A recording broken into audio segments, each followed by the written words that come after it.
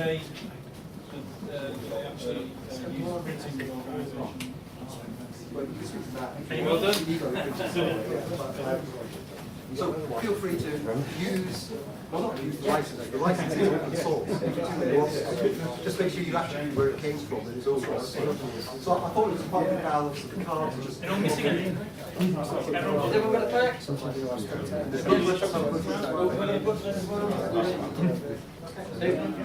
Well, there you go. You have hangovers tomorrow morning. The pizza can be eaten, but you'll still be left with a pack of cards. Thank you. So I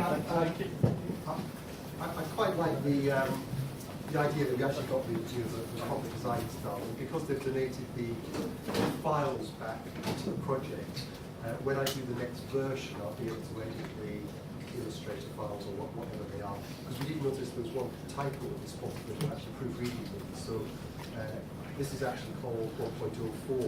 The Word document 1.04 hasn't been produced yet, but I just need to make sure I've got all the correct links and attributions back into it. So 4.03 on the website. I think it's a duplicated Word of one of the cards.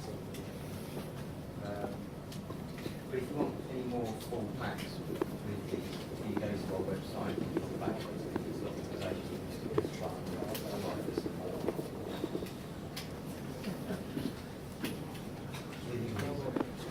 Any questions?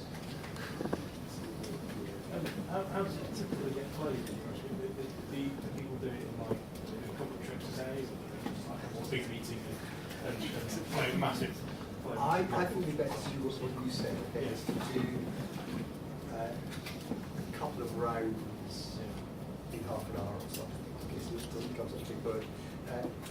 You could play the whole deck in about 2 or 3 hours. I think you sort of need to focus on it for that length of time, which is quite a lot. And it also depends, I think, a bit on what the target of your assessment is. You sort of, it's quite hard. I think, having played it, it's hard to do it on a when you use this to write a specification for software, because everything is potentially valid. It's almost better to have something that you've worked on and go, okay, have we missed anything? Do you use this in that way?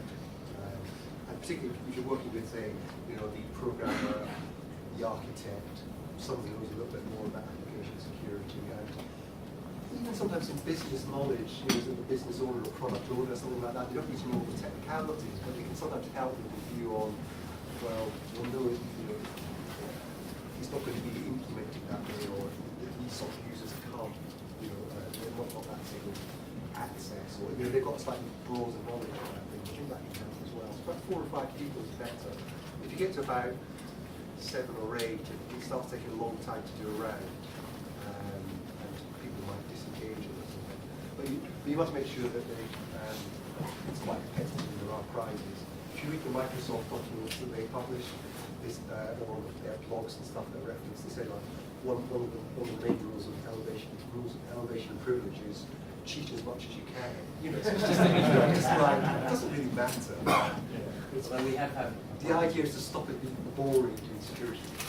We've had an issue with one major US bank who wanted us to come and play this with them, and we had to actually send them a pack because they haven't normally get gambling. Well, you can't come in and play cards. And she sent them, they were not actually coming to play. I've heard that from one other place as well, but it was a concern that people were gambling in the work. I like the fact that because it is a random game, it will get people out of the structured thinking where you come up with it works this way, it works this way, it works this way. Oh, but I did this with it. Oh, you shouldn't be doing that. Exactly. Crack a thought. And if, what you can do, because you might find that the word is not quite right for your organisation or something, so you can struggle with cards. Then once you've got them a bit more optimised to whatever it is you're doing, you go and download the source files and create just edit it, print them out again. It's you've still got that flexibility. But the main reason is to help spread a little bit more than just the OWASP top 10, is to try to look at all these other things. As I say, some of the cards they're a little bit long because I squeezed all 200 and something statements from the document onto 78 cards. So sometimes there's a bit and. And I'm thinking now I should probably simplify some of the bit. But at the time it was easy just to do it all once like that. So was that easy to get to get those 200 down to 78? Yeah, it was actually. Did you get that? I put a spreadsheet together, Right. And then worked out how some things might be merged together, and then yes, in terms of like the ordering. So if 2, 3, 4, 5, Jack and King, generally the lower numbers are less serious things. Of course, it depends on your data and your application. That might not be true. And there are one or two cars where things are a bit similar-ish. So again, I think you could do just sit down and have a look at that. But it's all there at the moment. I could think of that, the idea being those, like the requirements gathering stage for non-functional crimes, just a bit more general. Yes, you do the same things. I'm just trying to think how you did that. I'm thinking organisations. I think I'd be interested in web services security, that one going, because I think there's a lot of people doing stuff, and there's some strange attacks in web services that most people never really think about. There's one thing about website attacks either, but web services, there's very weird things. And it might be that there's come back with 50 things rather than 70 things with the site manager. So in terms of the game mechanics, it's the person who plays the card, if they think of an attack, they get a point. Yes. So what you normally do is play some game where there's rounds and each person plays a card.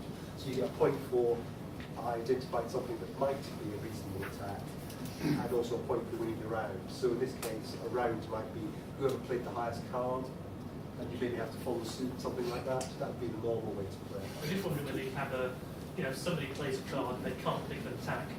Could somebody steal that and say, well, I can think of an attack? Oh yes, because that would then make it even more competitive. You're kind of trying to think of. Yeah, I'll write that to the terms of rules sort of thing. Yeah, good idea. To what extent do you encourage people to think about what's already in place in code? So if you, because I'm worried about sort of consistency maybe about people say, oh, well, of course we're protecting against that. I'll take account of that.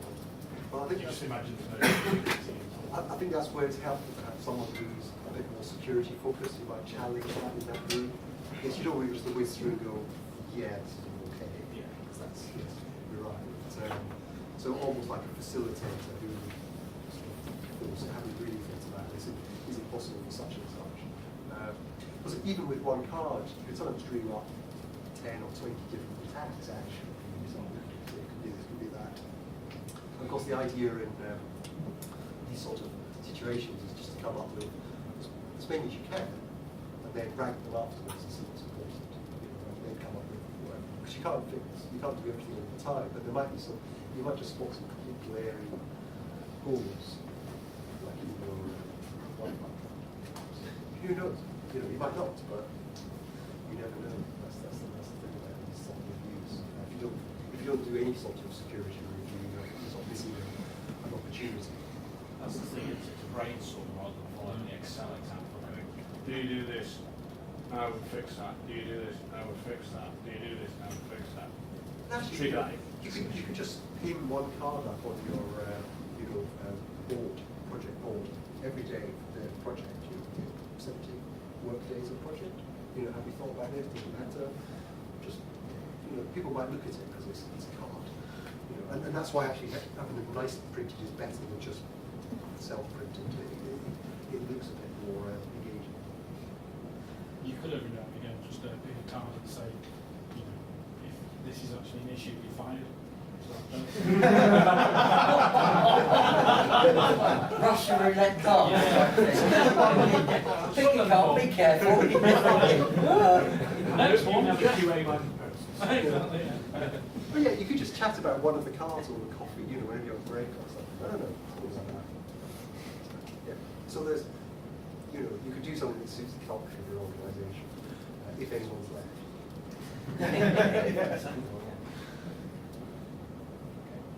Thank you very much. Thank you.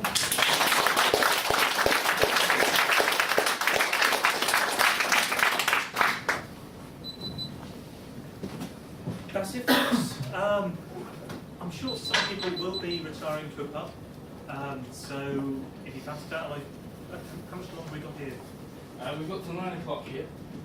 So there's presumably there's plenty of stuff around there. So we've got half an hour to finish off all the beer and pizza. Do you think you're up to it? Cards. Yeah. But not with it. So. Thank you very much.